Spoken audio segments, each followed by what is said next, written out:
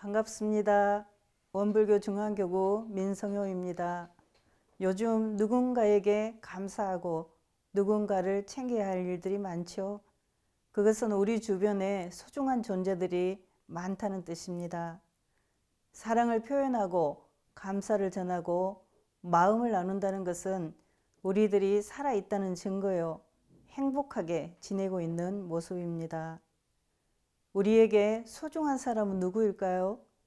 자녀나 부모님, 친척, 친구, 도반, 이웃 등등 많은 사람들이 있습니다. 그렇다면 원불교 신앙인으로서 우리에게 가장 소중한 존재는 무엇일까요? 그렇죠. 바로 일원상 부처님입니다. 우리들은 매일매일 날마다 일원상을 대하며 살고 있습니다.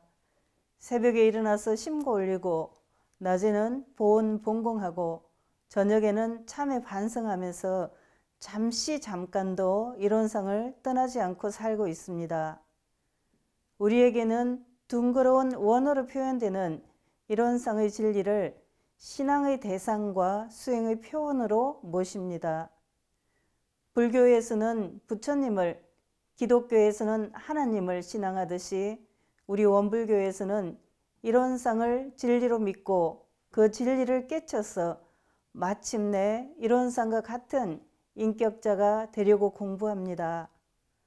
일원상이라는 말은 가장 근본되는 진리를 언어로 표현한 것이요. 원은 진리를 형상으로 나타낸 상징적인 표현으로 우주 만물 허공 법계와 진리분의 도면입니다. 일원상을 둥그런 원어로 표현한 이유는 여러 가지가 있습니다. 역사적으로도 진리를 원어로 나타난 경우가 많이 있습니다. 기독교에서는 신이 인간을 창조할 때 신의 모습대로 만들었다고 합니다. 만약 흑인 아이에게 신을 그리라고 했다면 검은 얼굴의 신을 그렸을 것이고 백인 아이들은 흰색 얼굴의 신을 그릴 것입니다. 그리스의 철학자 파르메시데스는 진리란 유일불가분의 것이며 불생불멸한 것이며 불변부동의 것이고 뚜렷한 공과 같은 모습을 한 것이어야 한다고 했습니다. 독일의 신학자 에크하르트는 원은 신에서 나오는 문이며 신으로 들어가는 문이라고 했습니다. 모든 것이 신 안에서 신과 함께 있으며 신 안으로 귀일한다고 하였습니다. 이태리의 종교화가 지오트는 신의 모습을 일원상으로 그리기도 했지요. 영국의 생물학자 월리엄 하베이는 우주를 구성하는 원리는 원운동으로 되어 있고 이 법칙을 따라 모든 질서와 조화가 이루어진다고 하였습니다. 승찬대사는 신신명에서 원동태어 무험무여 진리가 원만하고 뚜렷하기는 태어와 같아서 조금도 모자람이나 남음이 없다고 하였습니다. 자각선서는 고불밀생전 응연 일상원 옛 부처가 나기 전에 한 원상이 두려시 밝았도다 하였으며 해충국사는 원을 그려 제자들에게 전했습니다. 우리는 이 분들의 표현을 통해서 진리를 형상으로 표현하기는 어려우나 굳이 표현하자면 원어로 상징하는 것이 가장 좋다는 사실을 알게 되었습니다. 도로 위의 맨홀이나 보석박물관에 있는 반지 모양의 대형 상징탑 모두 원상으로 그려진 많은 문양들이 있습니다. 원상을 좋아하고 신앙의 대상으로 모시는 사람들에게 둥그런 모양은 다 일원상으로 보이는 모양입니다. 그러면 원어로 표현된 이 일원상의 진리는 무엇일까요? 한 30년 전 대산 종사님께서 종법사님으로 주석하시던 때에 외국인들이 총불 방문했습니다. 그때 영어를 잘 아는 교무님이 열심히 설명을 했지만은 그 외국인이 잘 알아듣지를 못했습니다.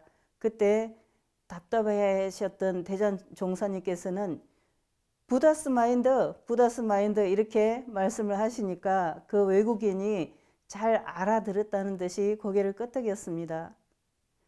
근래에 종교를 빙자해서 각종 폭력을 행사하고 신도들의 재물을 갈취한 사이비 교주들의 이야기를 많이 들으셨을 겁니다. 대종사님께서는 만일 종교라 이름하여서 진리에 근원한 바가 없으면 그것은 곧 사도, 곧 사입이라는 뜻이죠. 그렇게 말씀하셨습니다.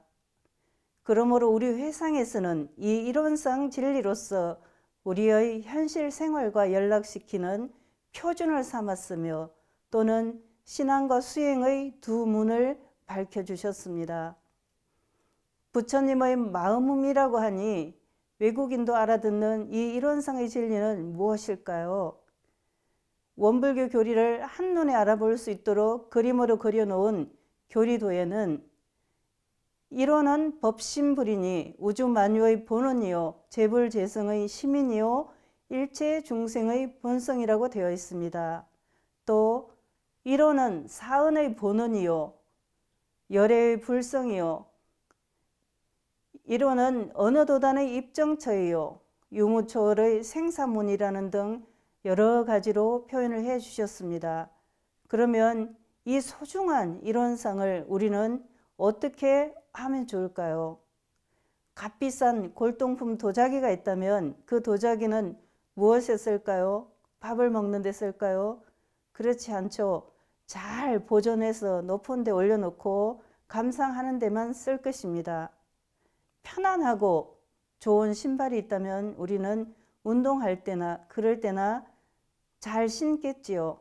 예쁘고 사용하기 편리한 컵이 있다면 우리는 그 컵을 물을 마시거나 무엇을 담는 데 사용하면 되겠죠.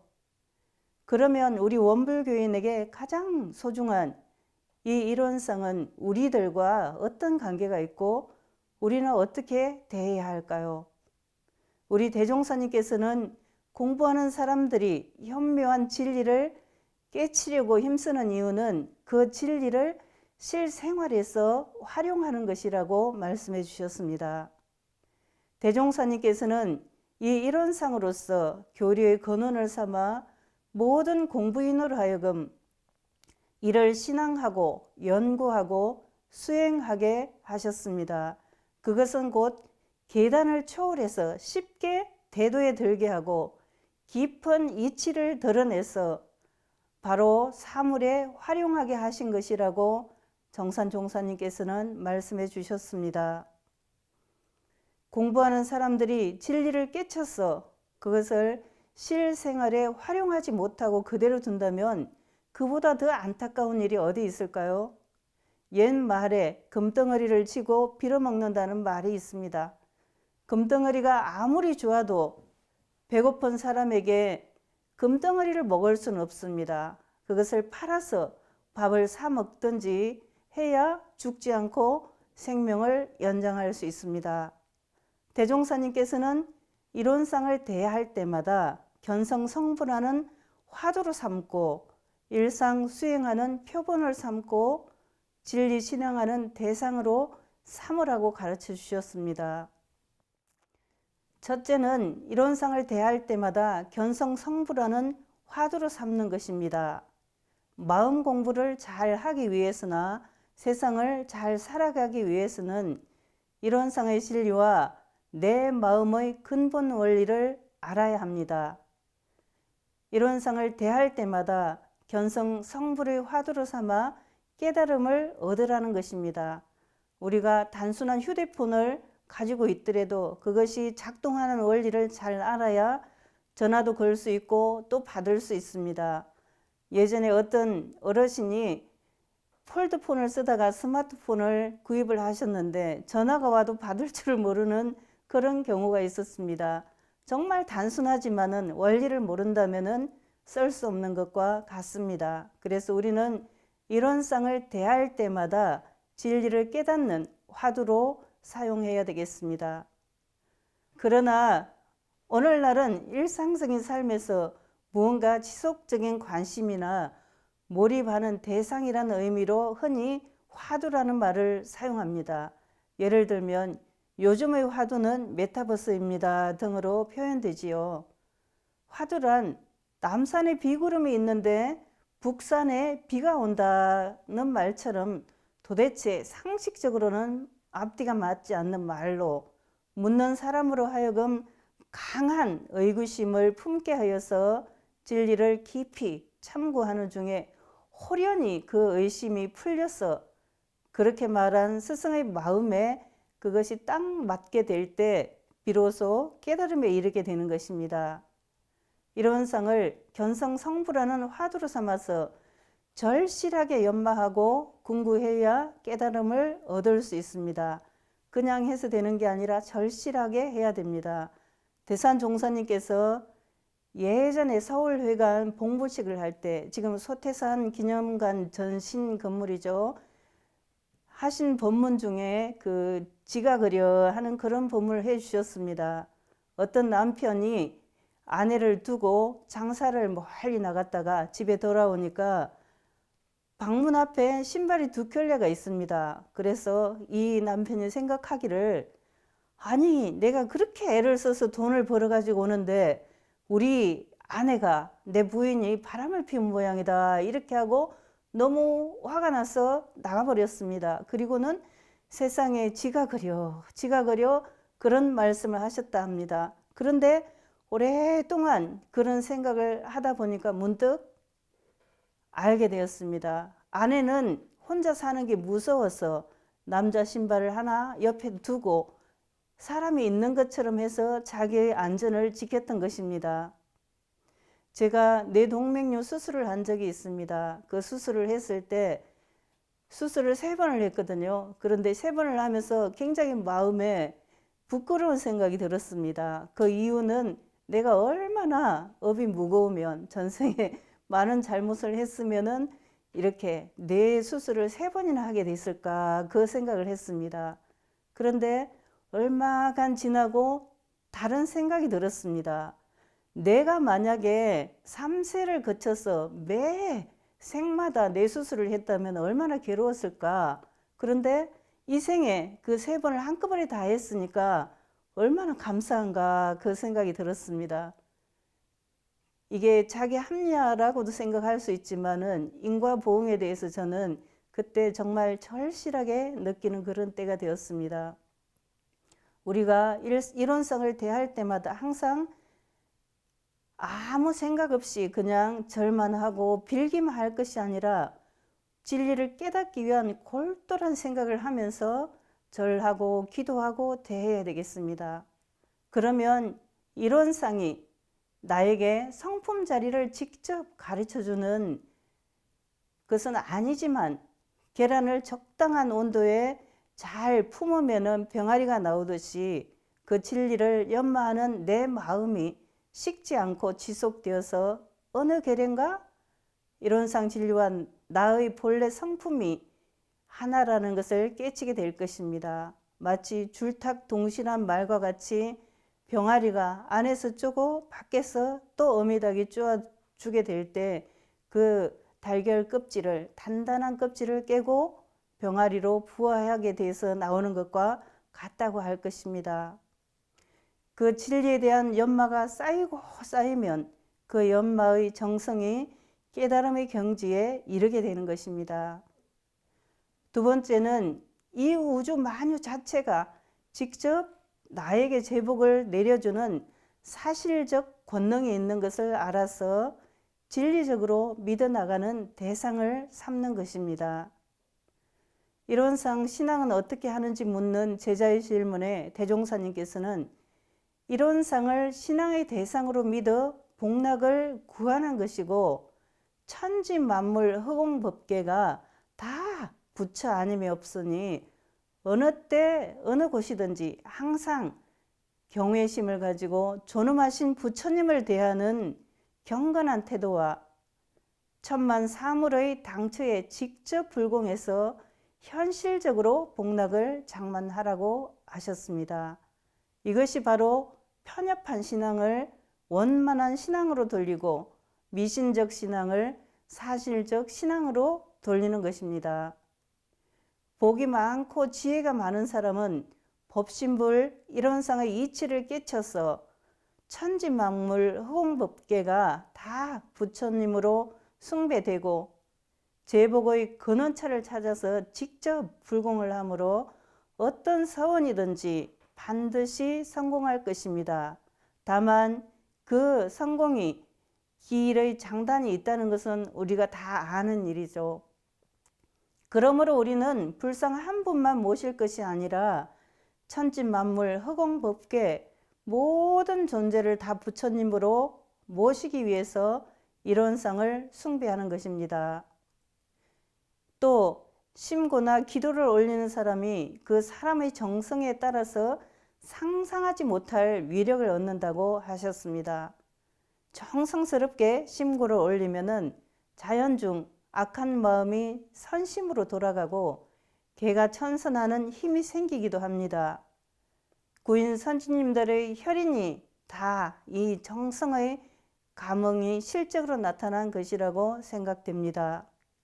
우리가 몸과 마음을 깨끗이 제기하고 일체의 모든 사심을 제거하고 일천정성으로 법신불전에 심고와 기도의 정성을 올리면 결국 소원을 이루는 동시에 악도 중생이라도 제도할 그리고 백천사마라도 기순시킬 큰 위력을 얻어서 천지 같은 위력을 발휘할 수가 있게 될 것입니다. 이론상